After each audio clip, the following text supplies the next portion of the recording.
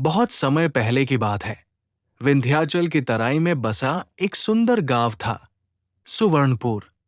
वहां दीनदयाल नाम का एक सरल और स्वाभिमानी व्यापारी रहता था। दीनदयाल का व्यापार दूर दराज के शहरों तक फैला था, लेकिन उसका असली धन उसकी 3 बेटियां थीं।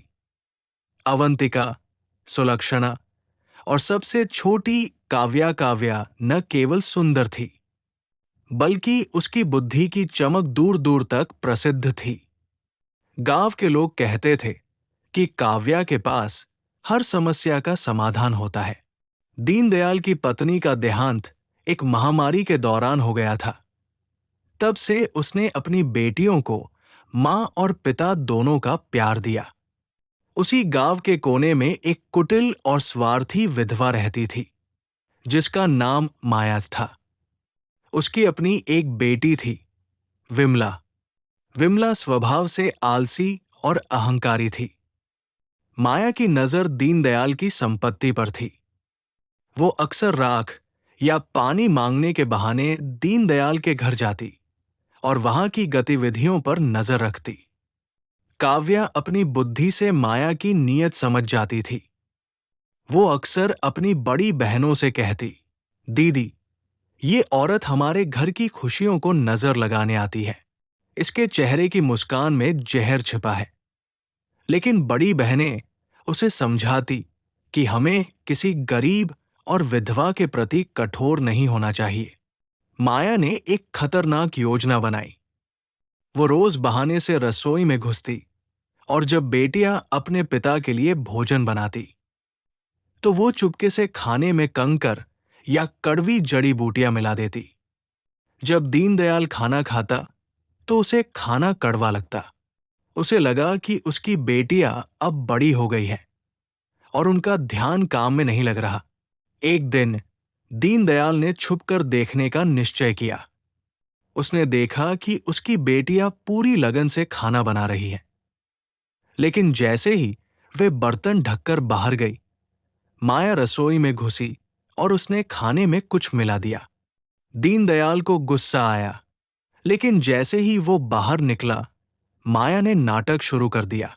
वो रोने लगी और कहने लगी, दीनदयाल जी, मैं तो बस ये देख रही थी कि आपकी बेटियां इतनी गुणी हैं। क्या वे कड़वे स्वाद को पहचान पाएंगी? मैं तो आपकी शुभचिंतक हूं। आपकी बेटियों को एक मां की जरूरत है, जो उन्हें सही शिक्षा दे सके। दीनदयाल उसकी मीठी बातों में आ गया। उसे लगा कि शायद माया उसके परिवार को संभाल लेगी। बिना बेटियों की अनुमति के उसने माया से विवाह कर लिया। विवाह के कुछ ही हफ्तों बाद माया का असली चेहरा सामने आ गया। उसने दीनदयाल की बेटियों को नौकरानियों की तरह रखना शुरू कर दिया। उन्हें फटे कपड़े दिए जाते और बचा कुचा खाना मिलता। वही उसकी अपनी बेटी विमला रेशमी वस्त्र पहनती और ऐश करती। एक दिन तीनों बहनें भूख से व्याकुल होकर पास के नीलगिरी जंगल में चली गई। वहां एक विशाल बरगद के पेड़ के नीचे बैठकर वे रोने लगी। तभी वहां से एक सिद्ध महात्मा गुजरे। उनकी करुणा जाग उठी। उन्होंने अपनी झोली से 3 जादुई बीज निकाले और कहा, पुत्रियों, इन्हें इस गुफा के पास बो दो। ये तुम्हें कभी भूखा नहीं रहने देंगे। उन बीजों से रातों रात एक ऐसा पेड़ उगा, जिस पर सोने जैसे चमकते फल लगते थे। उन फलों को खाने से न केवल भूख मिटती, बल्कि शरीर में नई ऊर्जा और चेहरे पर दिव्य चमक आ जाती। अब बहनें घर का रूखा सूखा खाना छोड़ चुकी थी। माया हैरान थी। मैं इन्हें खाना नहीं देती, दिन भर काम कराती हूं, फिर भी ये गुलाब की तरह कैसे खिल रही हैं? उसने विमला को उनका पीछा करने भेजा। विमला ने देख लिया कि वे जादुई फल खा रही हैं। जब माया को पता चला, तो उसने फिर से बीमारी का ढोंग रचा। उसने दीनदयाल से कहा, वैद्य ने कहा है कि अगर उस जादुई पेड़ को काटकर उसकी छाल का लेप न लगाया गया, तो मैं मर जाऊंगी। दीनदयाल अपनी पत्नी के मोह में अंधा हो चुका था।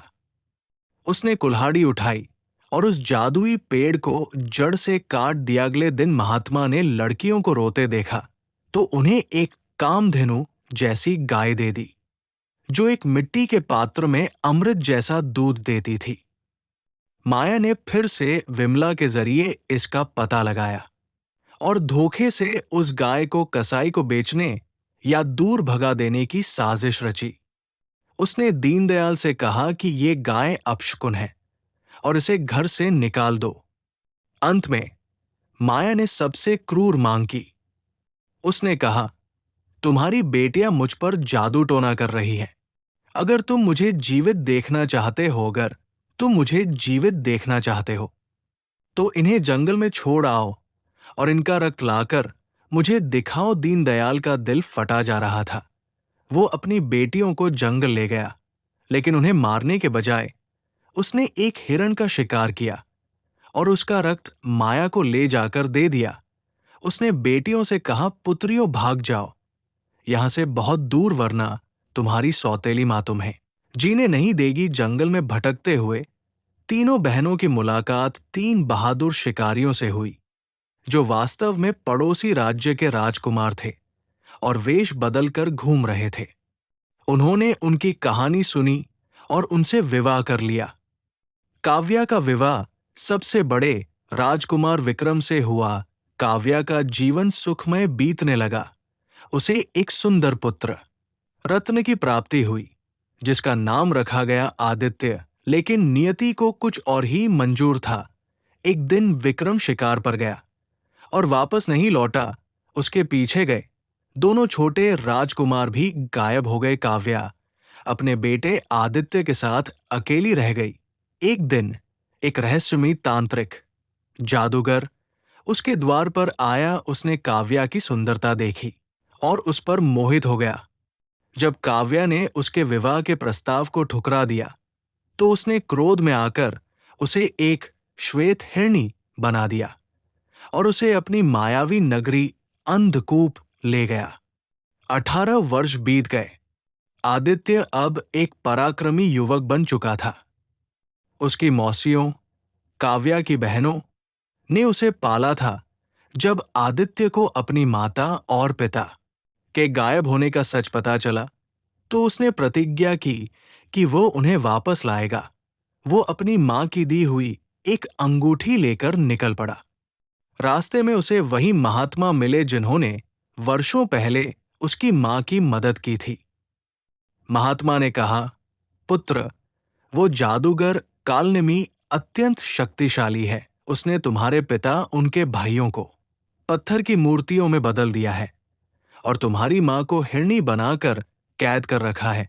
महात्मा ने आदित्य को एक न्याय का दीपक दिया और कहा, जब तक ये दीपक जलता रहेगा कालनेमी का जादू तुम पर असर नहीं करेगा। लेकिन याद रखना, इसकी लौ बुझनी नहीं चाहिए। आदित्य अंधकूप नगरी पहुंचा। वहां चारों ओर पत्थर के लोग खड़े थे। उसने देखा कि एक सुंदर श्वेत हिरणी एक सोने के पिंजरे में बंद है। जैसे ही वो पास पहुंचा, कालनेमी प्रकट हुआ, तुच्छ मानव, तू यहां अपनी मृत्यु को बुलाने आया है? कालनेमी ने अट्टहास किया। कालनेमी ने अपनी माया से आग की वर्षा की, लेकिन न्याय के दीपक की रोशनी ने आदित्य की रक्षा की। अंत में आदित्य ने महात्मा द्वारा दी गई एक पवित्र भस्म जादूगर पर फेंकी। जादूगर की शक्तियां क्षीण होने लगी। जैसे ही आदित्य ने कालनेमी का जादुई दंड तोड़ा, पूरी नगरी कांपने लगी। जादूगर के मरते ही श्वेत हिरणी वापस अपनी मां काव्या के रूप में बदल गई। पत्थर की मूर्तियां जीवित हो गई। राजकुमार विक्रम अपने भाइयों के साथ वापस आ गए। पूरे परिवार के मिलन से जंगल की हवाएं भी हर्षित हो उठीं। आदित्य अपने माता पिता के साथ वापस अपने नाना दीनदयाल के गांव पहुंचा। वहां उसने देखा कि दीनदयाल अत्यंत वृद्ध और लाचार हो चुके थे। माया और उसकी बेटी विमला ने उनकी सारी संपत्ति हड़प ली थी। उन्हें घर से बाहर निकाल दिया था। जब राजकुमार विक्रम और आदित्य अपनी सेना के साथ पहुंचे तो माया के होश उड़ गए। काव्या ने अपने पिता के पैर छुए। दीनदयाल की आंखों से पछतावे के आंसू बहने लगे। उसने अपनी बेटियों से क्षमा मांगी। माया और विमला को उनके कर्मों की सजा मिली और उन्हें राज्य से निर्वासित कर दिया गया, जहां उन्होंने अपनी बेटियों और पोते के साथ सुखपूर्वक अपना शेष जीवन बिताया। कहानी की सीख छल और कपट की आयु कम होती है। धैर्य और सच्चाई की राह पर चलने वालों की मदद स्वयं नियति और ईश्वर करते हैं। दोस्तों, कहानी का कौन सा पार्ट अच्छा लगा कमेंट करके बताओ और चैनल को लाइक और सब्सक्राइब करें। धन्यवाद।